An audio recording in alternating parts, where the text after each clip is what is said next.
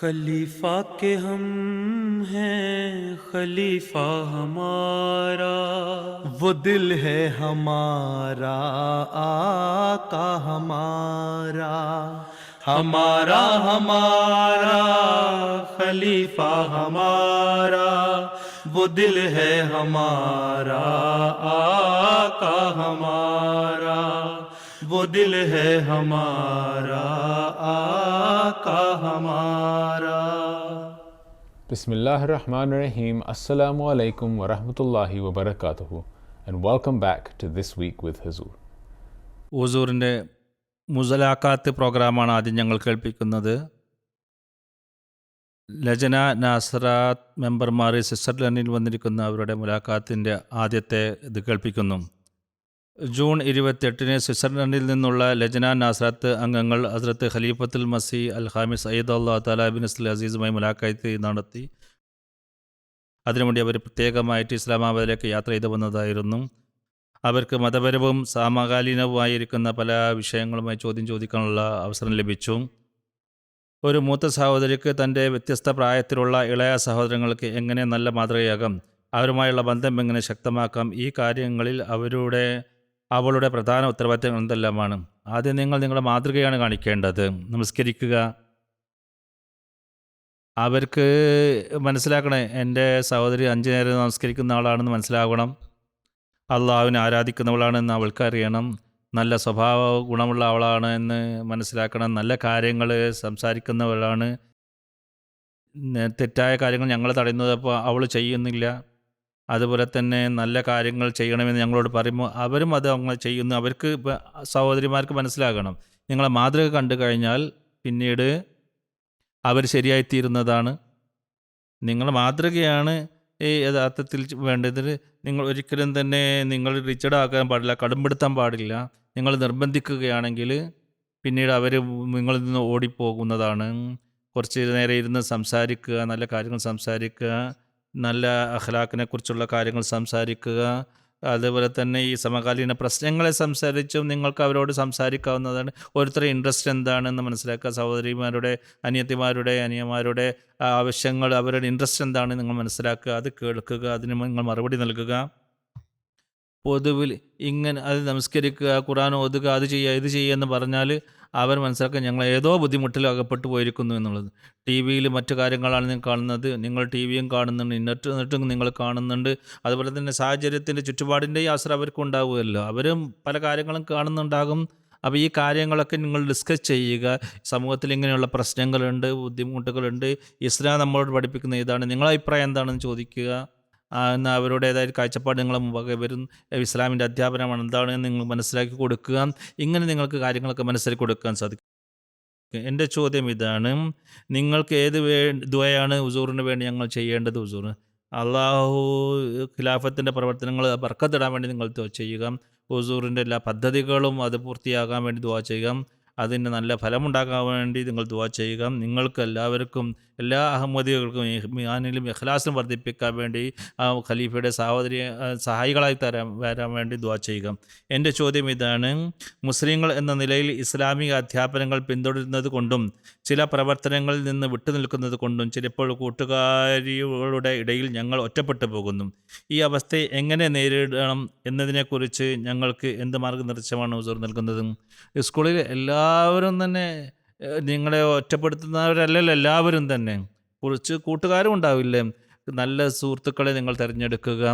നല്ല പെൺകുട്ടികളില്ലേ, ലജ്നയുടെ ആൾക്കാരുണ്ടായിരിക്കും, നിങ്ങളുടെ ചുറ്റുപാടിലുള്ള അഹമ്മദി പെൺകുട്ടികളുണ്ടാവില്ലേ? ഉണ്ടല്ലോ. അവരുമായി നിങ്ങൾ സുഹൃത്ത് ബന്ധപ്പെടുക. ഒരാഴ്ചയിലോ 2 ആഴ്ച ഒരിക്കലും ലജ്ന നാസറാത്ത് പരിപാടികൾ നടക്കാറില്ല, അവിടെ നിങ്ങൾ പോവുക. എന്നിട്ട് നല്ല കാര്യങ്ങൾ സംസാരിക്കുക. സ്കൂളിൽ നല്ല സ്വഭാവമുള്ള കൂട്ടുകാരികളുമായിട്ട് അവരെ ബന്ധപ്പെടുക. നല്ല കൂട്ടുകാരികളെ തിരഞ്ഞെടുക്കേണ്ടതാണ്. നിങ്ങളുടെ വ്യത്യാസമുണ്ട്, ഇസ്ലാമിൻ്റെ അധ്യാപനം നിങ്ങൾ പോകുന്നുണ്ട്, ഞങ്ങളും വ്യത്യാസമുണ്ട്.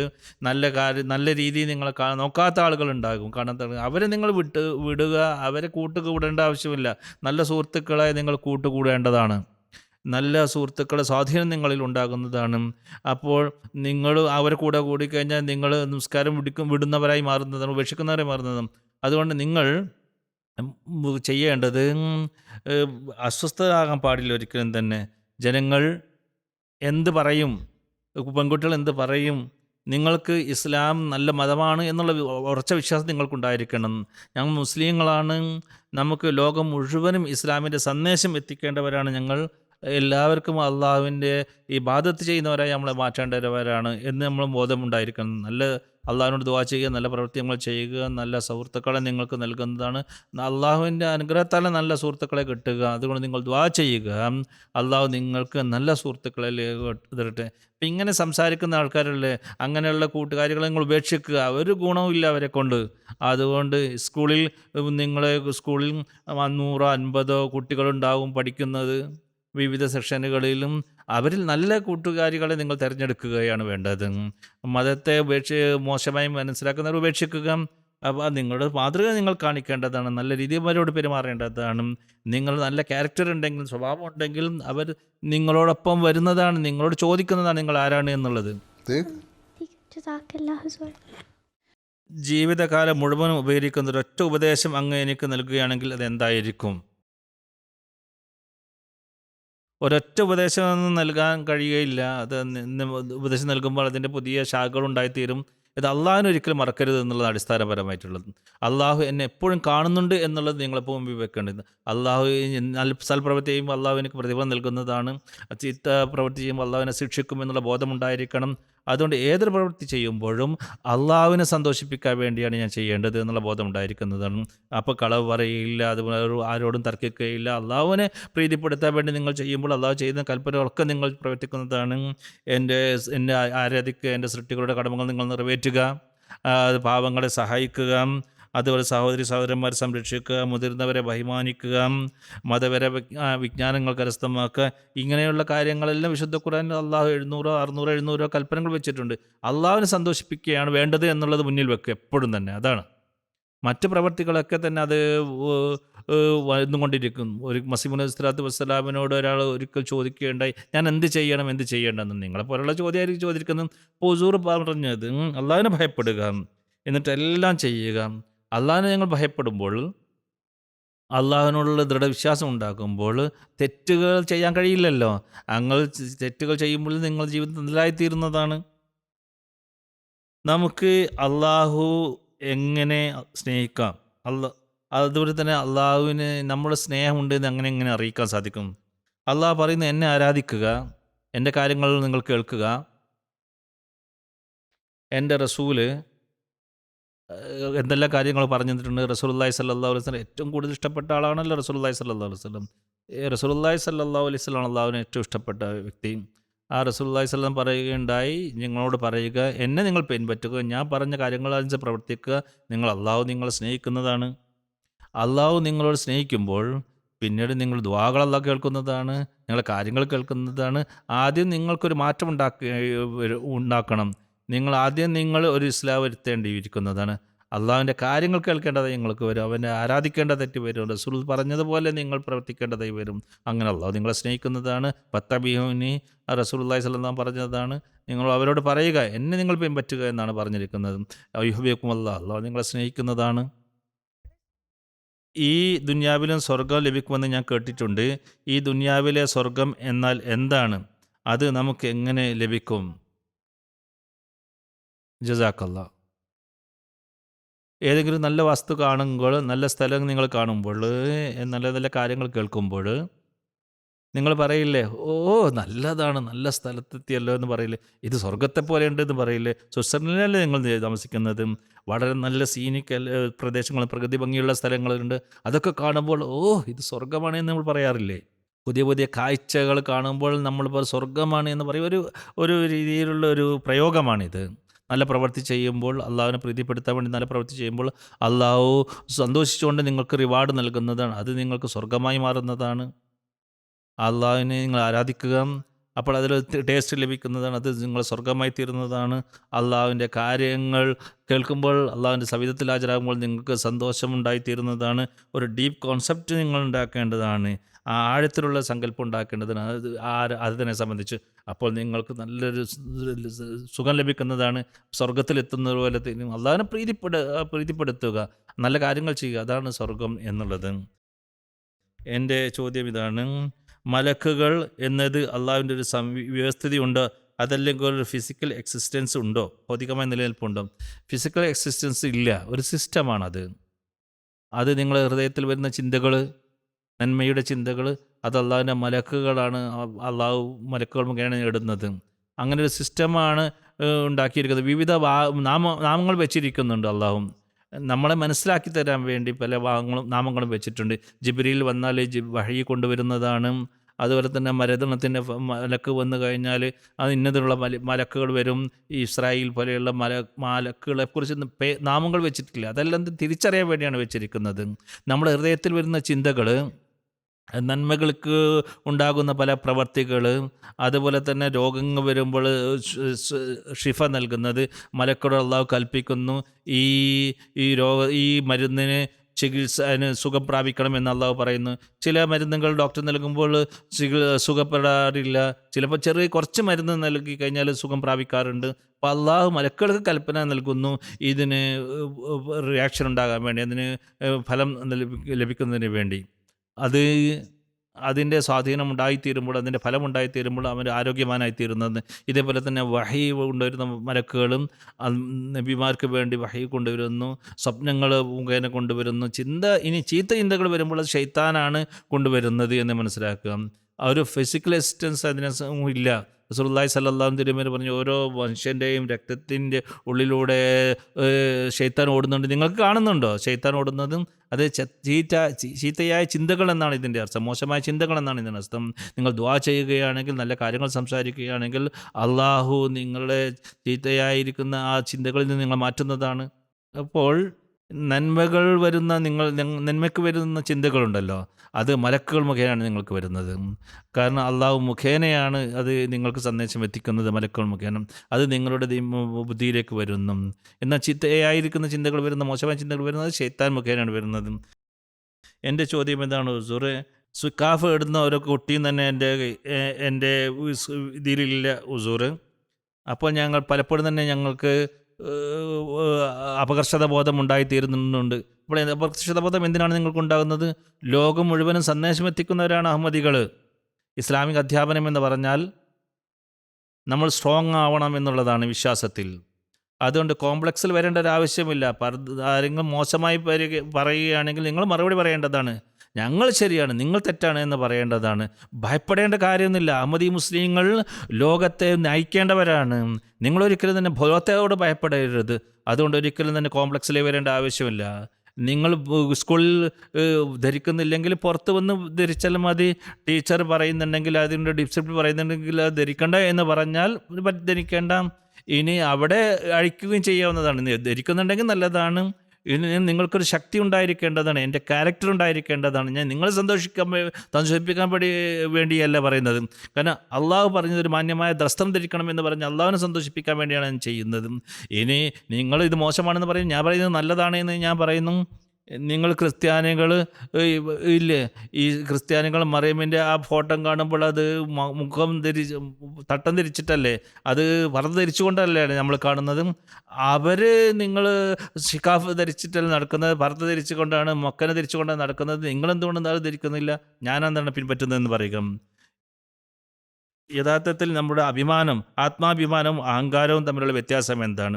അതേപോലെ തന്നെ സ്നേഹം ഏവരോടും ഇല്ല വെറുപ്പാടോരും എന്നുള്ള കാര്യം ആത്മാഭിമാനവും അഹങ്കാരവും തമ്മിൽ എങ്ങനെ വേർതിരിച്ചറിയാൻ സാധിക്കും? അഹങ്കാരം എന്ന് പറഞ്ഞാൽ നിങ്ങളിൽ എന്തെങ്കിലും ഒരു പ്രത്യേകത ഉണ്ടെങ്കിൽ അത് ജനങ്ങൾ അതിന് മുമ്പിൽ അത് ബൂസ്റ്റ്ഫുൾ ചെയ്യുകയാണെങ്കിൽ അതാണ് അഹങ്കാരം. അതേപോലെ തന്നെ അത് അറോഗൻസ് ആണ്. അപ്പോൾ നിങ്ങൾ മറ്റുള്ളവരെക്കാളും വലുതായി പ്രകടിപ്പിക്കുക എന്നുള്ളതാണ് അഹങ്കാരം എന്നുള്ളത്. അതുപോലെ തന്നെ നല്ല ആളുകളോ ചെറിയ ആളുകളോട് കോപിച്ചുകൊണ്ട് സംസാരിക്കുക, ഇതാണ് അഹങ്കാരം എന്നുള്ളത്.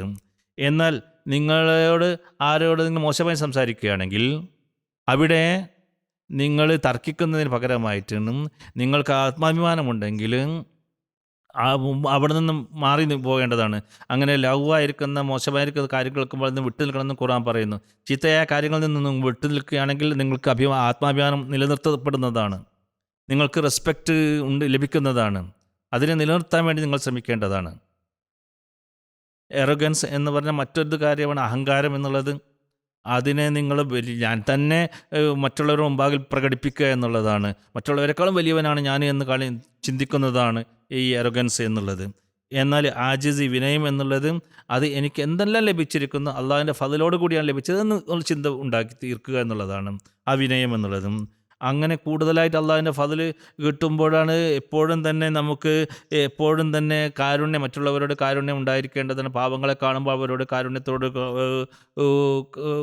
കാണേണ്ടതാണ്. അതായത് അരോഗൻസിൻ്റെ ഓപ്പോസിറ്റ് എന്താണ്? ഹ്യൂമിലിറ്റി എന്നുള്ളതാണ്. അപ്പോൾ തന്നെ അഹങ്കാരത്തിന് എതിരാണ് ഈ വിനയം എന്നുള്ളത്. നീ ഏതായാലും 21 വയസ്സുള്ള കുട്ടിയാണ്, യൂണിവേഴ്സിറ്റിയിൽ പഠിക്കുന്ന കുട്ടിയാണല്ലോ, നിനക്ക് ഈ കാര്യങ്ങളൊക്കെ വേർതിരിച്ചറിയാൻ നിനക്ക് സാധിക്കുന്നതാണ്. ഇനി സ്നേഹം ഏവരോടും വെറുപ്പാരോടുമില്ല എന്നുള്ളത്, അത് ആരോടും നിങ്ങൾ മനസ്സിൽ വെറുപ്പുണ്ടാക്കാൻ പാടില്ല. ആരോടെങ്കിലും നിങ്ങളോട് വെറുപ്പ് പ്രകടിപ്പിക്കുകയാണെങ്കിൽ നിങ്ങൾക്ക് അവരോടുള്ള സഹാനുഭൂതി പ്രകടിപ്പിക്കുക എന്നുള്ളതിനർത്ഥം അവരോട് പ്രാർത്ഥിക്കുക എന്നുള്ളതാണ്, അവരോട് സഹാനുഭൂതി പ്രകടിപ്പിക്കുക എന്നുള്ളതാണ്. അള്ളാഹുവിന് വേണ്ടി, അള്ളാഹു അവരെ നേർഭാഗം നടത്തട്ടെ എന്ന് വേണ്ടി ദുആ ചെയ്യുക എന്നുള്ളതാണ്. തെറ്റായ കാര്യങ്ങളെ സംബന്ധിച്ച് അഹങ്കാരം കാണിക്കുകയാണെങ്കിൽ ഒരിക്കലും തന്നെ നിങ്ങൾ അഹങ്കാരികളായി മാറരുത്. നിങ്ങൾ അവർക്ക് വേണ്ടി ദുആ ചെയ്യണം, അവരിൽ നിന്ന് മാറി നിൽക്കുകയാണ് വേണ്ടത്. ഇതൊക്കെ തെറ്റായ കാര്യമാണ്, ഞാൻ അതിൽ കാര്യത്തിൽ അകപ്പെടുകയില്ല, ഞാൻ നിങ്ങൾക്ക് വേണ്ടി ദുആ ചെയ്യുന്നു നിർഭാഗം ലഭിക്കുന്നതിന് വേണ്ടി, അതിനു വേണ്ടി ദുആ ചെയ്യുകയും ചെയ്യുക, അതാണ് ചെയ്യേണ്ടത്. എന്നാൽ അത് ഇതേപോലെ തന്നെ ഹൃദയത്തിൽ സ്നേഹം ഉണ്ടായിത്തീരണം. ഏതുപോലെ മാതാപിതാക്കളെ സ്നേഹിക്കുന്നവരെ മറ്റെല്ലാവരെയും സ്നേഹിക്കുക എന്നുള്ളത് ഒരിക്കലും നടക്കുന്ന കാര്യമല്ല. അത് ശത്രുക്കൾക്ക് വേണ്ടി നിങ്ങൾ ഒരിക്കലും തന്നെ നിങ്ങൾക്ക് ഉണ്ടാക്കാൻ സാധിക്കുകയില്ല. ശത്രുവിനോട് സ്നേഹിക്കുക എന്നുള്ള അർത്ഥം അവർക്ക് വേണ്ടി ദുആ ചെയ്യുക, അല്ലാഹു അദ്ദേഹത്തിന് ഹിദായത്ത് നൽകട്ടെ എന്ന് ദുആ ചെയ്യുക. അതായത് യഥാർത്ഥ സാനുഭൂതിയാണ് സ്നേഹം എന്നുള്ളതാണ്. എൻ്റെ ചോദ്യം, വിവാഹശേഷം ഒരു പെൺകുട്ടി തൻ്റെ ജീവിതത്തിലെ ഏറ്റവും വലിയ ഘട്ടത്തിലൂടെ കടന്നു പോകുന്നത്. അവൾ തൻ്റെ വിദ്യാഭ്യാസം, കഴിവുകൾ, താല്പര്യങ്ങൾ, ജീവിത ലക്ഷ്യങ്ങൾ എന്നിവ മുന്നോട്ട് കൊണ്ടുപോകാൻ ആഗ്രഹിക്കുന്നുവെങ്കിൽ അവൾ എങ്ങനെയാണ് യുക്തിയോടെ അത് അവതരിപ്പിക്കേണ്ടത്? അത്തരം സാഹചര്യത്തിൽ ഭർത്താവിൻ്റെയും വീട്ടുകാരുടെയും ഉത്തരവാദിത്തം എന്താണ്? വിവാഹം കഴിഞ്ഞാൽ ഒരു സ്ത്രീയുടെ ഏറ്റവും വലിയ ഉത്തരവാദിത്തം വീട് നോക്കുക എന്നുള്ളതാണ്. കുട്ടികളുണ്ടെങ്കിൽ അവരുടെ കുട്ടികളെ തർബിയത്ത് ചെയ്യുക. വിദ്യാഭ്യാസം കരസ്ഥമാക്കിയിട്ടുണ്ടെങ്കിൽ അതിൻ്റേതായ സ്വാധീനം കുട്ടികളിൽ ഉണ്ടായിത്തീരുന്നതാണ്. ഒരു വിദ്യാഭ്യാസമില്ലാത്തൊരു ഉമ്മയും അത് വിദ്യാഭ്യാസമുള്ളൊരു ഉമ്മയും തമ്മിലുള്ള കുട്ടികളുടെ തർബിയത്ത് നൽകുന്ന കാര്യത്തിൽ വലിയ അന്തരമുണ്ട് എന്ന് നമ്മൾ മനസ്സിലാക്കേണ്ടതും. നിങ്ങളുടെ യഥാർത്ഥ ലക്ഷ്യമാകേണ്ടത് ഞാൻ വീടിനെയാണ് സംരക്ഷിക്കേണ്ടത്, കുട്ടികളെ തർബിയത്ത് ചെയ്യേണ്ടതാണ്. ഇസ്ലാം ഡിവിഷൻ ഓഫ് ലേബർ എന്ന് പറയുന്നുണ്ട്, അതായത് തൊഴിൽ വിഭജനം. അത് പുരുഷന്മാർക്ക് ഇതാണ് ജോലി, സ്ത്രീകൾക്ക് ഇതാണ് ജോലി എന്ന് വിവരിച്ചിട്ടുണ്ട്. വീടിനെ നോക്കുക, കുട്ടികളെ സംരക്ഷണം നൽകുക, കുട്ടികളെ സംരക്ഷിക്കുക എന്നുള്ളത് അത് സ്ത്രീകളുടെ ജോലിയാണ്. ഇനി അതേപോലെ തന്നെ ആ വിദ്യാഭ്യാസം കുട്ടികളിലേക്ക് വ്യാപിക്കുകയും വേണം. അതുകൊണ്ടാണ് മുസ്ലിം മൗദ് റളിയല്ലാഹു തആല എഴുതുകയാണ്, ഞാൻ ലജ്ന ഉണ്ടായിരിക്കുന്നത് എന്തിനാണ്? സ്ത്രീകളിൽ കൂടുതലായിട്ടുള്ള വിദ്യാഭ്യാസം കരസ്ഥമാക്കുന്നതിനും ഉന്നതമായിരിക്കുന്ന കുട്ടികളെ അവർ ഇത് മുഖേന സംരക്ഷിക്കുകയും ചെയ്യുന്നതിന് വേണ്ടിയാണ്. അപ്പോൾ ചിലർ ടീച്ചറാവാറുണ്ട്, ഡോക്ടറാവുണ്ട്, കുട്ടികൾ പഠിക്കാറുണ്ട്. അത് അവരുടെ തർബീയത്തിന് വേണ്ടിയും അതേപോലെ തന്നെ മനുഷ്യ സേവനത്തിന് വേണ്ടിയാണ് ചെയ്യുന്നത്. വെറും പൈസ സമ്പാദിക്കാനല്ല അവർ ഈ ജോലിയൊക്കെ പഠിക്കുന്നത്. എന്നാൽ ഭർത്താവ് ജോലിക്കാരനാണെങ്കിൽ അവനോട് പറയേണ്ടത്, നിങ്ങളാണ് വീടിൻ്റെ ചിലവ് നിൽക്കേണ്ടത്. ഞാൻ വീട് നോക്കാം, പരിപാലിക്കാം, ഉള്ളത് കൊണ്ട് തൃപ്തിപ്പെടുന്ന ശീലം നിങ്ങൾക്കുണ്ടായിത്തീരുകയും വേണം. അതായത് ഭർത്താവ് സമ്പാദിക്കുന്നുണ്ടെങ്കിൽ തന്നെയും നല്ലൊരു കഠിനാധ്വാനം ചെയ്യുന്നുണ്ടെങ്കിലും എപ്പോഴും തന്നെ തർക്കിക്കരുത്. എനിക്കത് വേണം, ഇത് വേണം, ആ പൈസ വേണം, ഈ പൈസ വേണമെന്നൊന്നും പറയാൻ പാടില്ല. അള്ളാഹു നൽകിയതനുസരിച്ച് അതിനനുസരിച്ച് മുന്നോട്ട് പോകാം. നല്ല മക്കളെ ഉണ്ടാക്കാൻ വേണ്ടി നിങ്ങൾ ശ്രമിക്കുക, അവർക്ക് തർബിയത്ത് ചെയ്യാൻ വേണ്ടി നിങ്ങൾക്ക് ശ്രമിക്കുക. സമൂഹത്തിന് വേണ്ടിയും മനുഷ്യ സമൂഹത്തിന് വേണ്ടിയും മനുഷ്യ സേവനത്തിന് വേണ്ടിയും അവരെ നല്ല കുട്ടികളായി മാറും. അവരുടെ സ്വഭാവം നല്ലതായിത്തീരും, അവരുടെ ചുറ്റുപാട് നല്ലതായിത്തീരുന്നതാണ്.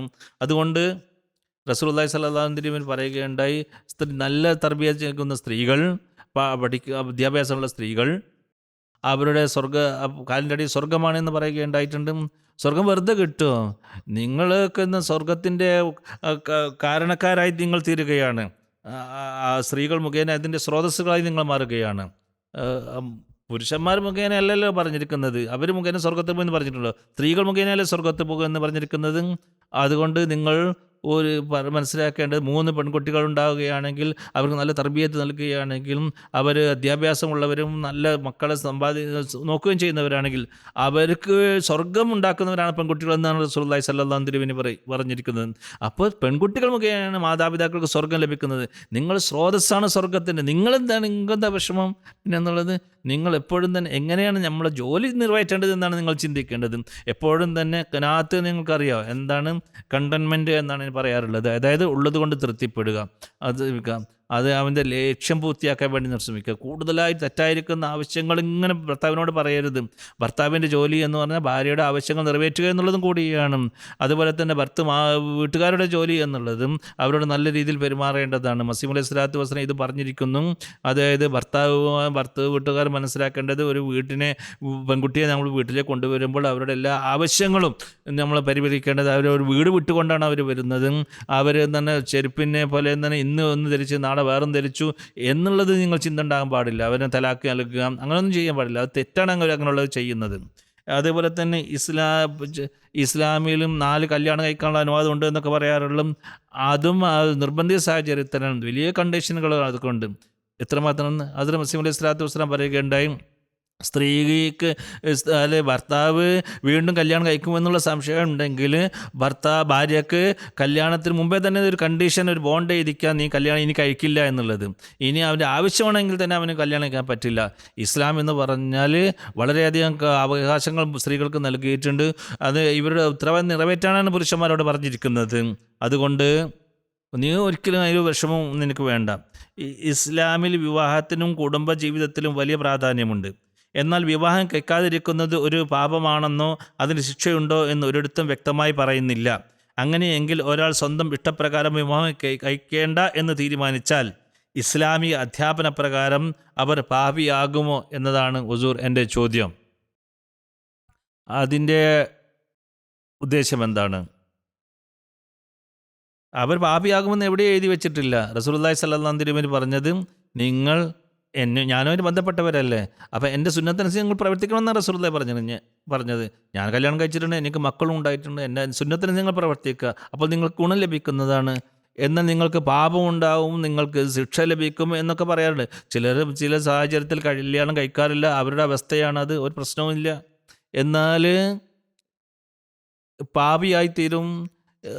അതിനെക്കുറിച്ചൊരു ഞാൻ ഒരു വിശദീകരണം വെച്ച് ഒരു മറുപടി നൽകിയിട്ടുണ്ട്. ഒരു പത്രങ്ങളിലൊക്കെ വരുന്നതായിരിക്കും അത് നിങ്ങൾ വായിക്കേണ്ടതാണ്. ഒരു പാപമൊന്നുമില്ല, കല്യാണം ചില സാഹചര്യത്തിൽ കഴിക്കാൻ കഴിഞ്ഞില്ലെങ്കിൽ പ്രശ്നമില്ല. എന്നാൽ റസൂലുള്ളാഹി സ്വല്ലല്ലാഹു അലൈഹി വസല്ലം ഒരു വാക്കുണ്ട്, എൻ്റെ സുന്നത്തനുസരിച്ചുകൊണ്ട് ഞാനുമായിട്ട് ബന്ധമുണ്ടെങ്കിൽ സുന്നത്തനുസരിച്ച് പ്രവർത്തിക്കാമെന്നുള്ളതാണ്. കല്യാണം കഴിച്ചതാണ് സുന്നത്തുള്ളതും.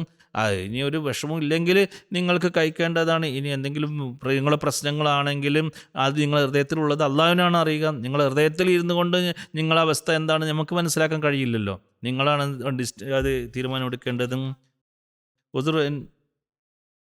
ഇസ്ലാമിനെതിരിൽ തെറ്റായിരിക്കുന്ന പല കാര്യങ്ങളും പറയുന്നുണ്ട്. ഹിജാബിനെ സംബന്ധിച്ച്, സ്ത്രീകളുടെ അവകാശങ്ങളെ സംബന്ധിച്ച് എത്ര തന്നെ നമ്മൾ അതിനെക്കുറിച്ച് പറഞ്ഞാലും മീഡിയക്കാർ അതിനെ എതിരായിട്ടാണ് സംസാരിച്ചു കൊണ്ടിരിക്കുന്നത്. എന്നാൽ അവർ നമ്മളെന്തെങ്കിലും മറച്ചു വെക്കുകയാണ് ഈ പറയുന്ന കാര്യങ്ങളിലൊക്കെയാണ് മറ്റുള്ളവരും തന്നെ മനസ്സിലാക്കുന്നത്. അതുകൊണ്ട് എന്താണ് നമ്മൾക്ക് അവർക്ക് മനസ്സിലാക്കി കൊടുക്കാൻ ചെയ്യേണ്ടതും? ഒരു പഞ്ചാബിയിലൊരു ചൊല്ലുണ്ട്, എൻ്റെ വീട്ടിൽ നിന്ന് വന്നത് ഞാനാണ്, പക്ഷേ എൻ്റെ വീട്ടിലെ വാർത്തകൾ തരുന്നത് നീയാണ് എന്നുള്ളത്. അതായത് പഞ്ചാബിയിലുള്ളൊരു ചൊല്ലാണത്. വീട്ടിൽ നിന്ന് വന്നത് ഞാനാണ്, വീട്ടിലെ കാര്യം നിങ്ങളാണോ പറയുന്നത്? എൻ്റെ മതത്തിനെ സംബന്ധിച്ച് എനിക്കല്ലേ അറിയുക. ഞാനനുസരിച്ച് പ്രവർത്തിക്കുന്നുള്ളതിൽ ഞാൻ സന്തുഷ്ടനാണ്. നിങ്ങൾക്ക് എന്താണ് ഇതുകൊണ്ട് വിഷമമുണ്ടെന്ന് ചോദിക്കാം. ഇതൊക്കെ ശൈത്താനി ചിന്തകളാണ്, സമൂഹത്തിൽ ഉണ്ടാക്കിക്കൊണ്ടിരിക്കുന്ന ചിന്തകളാണ്. ശൈത്താൻ ആദം അന്ന് മുതൽ പറഞ്ഞിട്ടുള്ളതാണ്, ഞാൻ മനുഷ്യനെ വഴിതെറ്റിക്കുന്നതാണ്. പലരും തന്നെ അള്ളാഹ് നിൻ്റെ കാര്യം എൻ്റെ കാര്യം നിൻ്റെ കാര്യം കേൾക്കില്ല എന്ന് അള്ളാഹിനോട് ചെയ്താൻ ചാലഞ്ച് ചെയ്തിരുന്നു. അപ്പോൾ അള്ളാഹു പറഞ്ഞു പലരും നല്ലവരായി തീരുകയും ചെയ്യുമെന്ന് പറയുകയുണ്ടായി.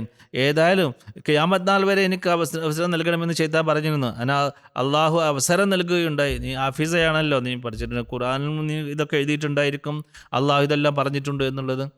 അപ്പോൾ ഏതായാലും നിങ്ങൾ അങ്ങനെയുള്ള ആളുകളെ ഞാൻ നരകത്തിൽ വെച്ച് നിറക്കുന്നതാണെന്നോ പറഞ്ഞിട്ടുണ്ട്. അവസാന ജീവിതം പരലോക ജീവിതമാണല്ലോ. അതുകൊണ്ട് ഞങ്ങൾ സന്തുഷ്ടവാനാണ്. നിങ്ങൾക്ക് വിഷമമുണ്ടെങ്കിൽ നിങ്ങളുടെ മുഖത്തിൽ നിന്ന് ഒരിക്കലും തന്നെ ഡിപ്രഷൻ, നിങ്ങൾക്ക് വിഷാദം കാണാൻ പാടില്ല പർദ്ദ ധരിച്ചുകൊണ്ട്. അങ്ങനെ ആകുമ്പോൾ ഇവർ നിർബന്ധ സാധ്യത പർദ്ദ ധരിച്ചതാണ് എന്ന് പറയുകയുള്ളൂ.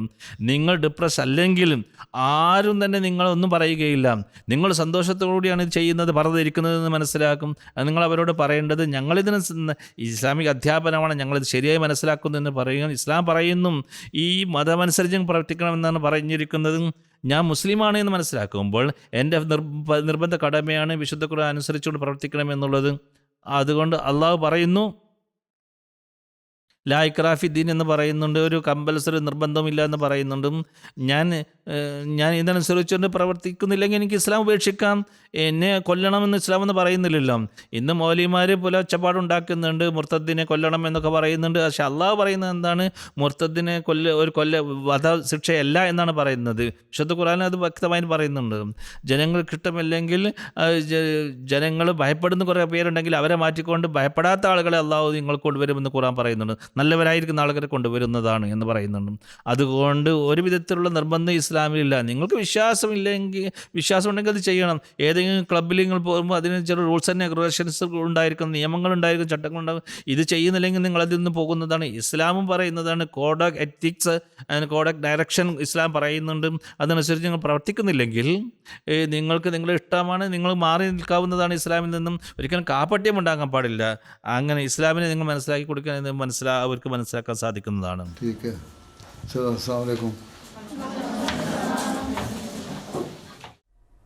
ഇതായിരുന്നു മുലാഖാത്തിലെ പ്രധാന കാഴ്ചകൾ. ഇനി നമ്മൾ വെള്ളിയാഴ്ച പ്രസംഗത്തിലൂടെ ഈ വിഷയം അവസാനിപ്പിക്കുന്നതാണ്.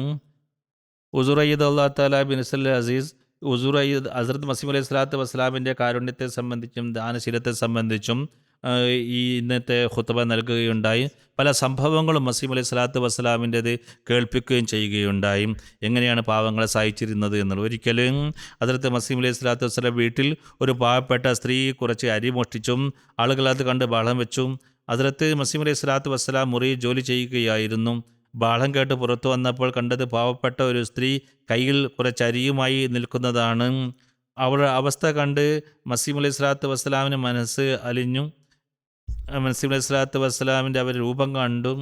എന്നിട്ട് വളരെ വിഷമം തോന്നിക്കൊണ്ട് പറഞ്ഞു, ഇവൾ വിശപ്പുള്ളവരും പാവപ്പെട്ടവരുമാണെന്ന് തോന്നുന്നു, കുറച്ചുകൂടി അരി നൽകി കുറച്ചുകൂടി അരി നൽകാൻ പറയുകയും വിട്ടുകളയാൻ പറയുകയും ചെയ്തു. അങ്ങനെ അള്ളാഹുവിൻ്റെ മറച്ചു വെക്കുന്ന ആ സ്വഭാവം നിങ്ങൾ സ്വീകരിക്കുകയും ചെയ്യണമെന്ന് പറയുകയുണ്ടായി. ബഷീർ അഹമ്മദ് സാഹിബ് എം.എ. പറയുന്നു, ഈ സംഭവം വിവരിച്ചുകൊണ്ട് പറയുന്നു, ഇത് എന്ന് പറഞ്ഞാൽ കളവിന് പ്രോത്സാഹനം നൽകുകയാണ് എന്നാണ് ചിലർ ഈ സംഭവം കേട്ടാൽ പറയുക. യഥാർത്ഥത്തിൽ ബുദ്ധിമാനുമൊക്കെ മനസ്സിലാക്കാൻ സാധിക്കും ഇത് മസീഹ് അലൈഹി സ്വലാത്തു വസ്സലാമിൻ്റെ വീട്ടിലുള്ള ഭക്ഷണമായിരുന്നു. അതേപോലെ തന്നെ ഇത് കളവിന് പ്രോത്സാഹിപ്പിക്കാൻ നൽകുകയല്ല, ഇത്ആമുൽ മിസ്കീൻ എന്നുള്ളതിനെ സംബന്ധിച്ചാണ് ഇവിടെ അധ്യാപനം നൽകുന്നത്. റസൂലുള്ളാഹി സ്വല്ലല്ലാഹു അലൈഹി വസല്ലം തിരുമേനി അങ്ങനെയുള്ള അവസ്ഥയിൽ കളവ് ചെയ്യുന്ന ആൾ വളരെ പാവപ്പെട്ടവരും വളരെ പട്ടിണി പാവവുമായിരുന്നെങ്കിൽ അവർക്ക് കൂടുതലായിട്ട് ഭക്ഷണം നൽകാനാണ് റസൂലുള്ളാഹി സ്വല്ലല്ലാഹു അലൈഹി വസല്ലം പറഞ്ഞിരിക്കുന്നത്. ഇതാണ് യഥാർത്ഥത്തിൽ റസൂലുള്ളാഹി സ്വല്ലല്ലാഹു അലൈഹി വസല്ലം തിരുമേനിയെ പൻപറ്റിക്കൊണ്ടാണ് മസീഹ് അലൈഹി സ്വലാത്തു വസ്സലാം ചെയ്തിരിക്കുന്നത്. അല്ലാഹുമ്മ സല്ലി അലാ മുഹമ്മദിൻ വഅലാ അബ്ദികൽ മസീഹിൽ മൗഊദ് വബാരിക് വസല്ലം.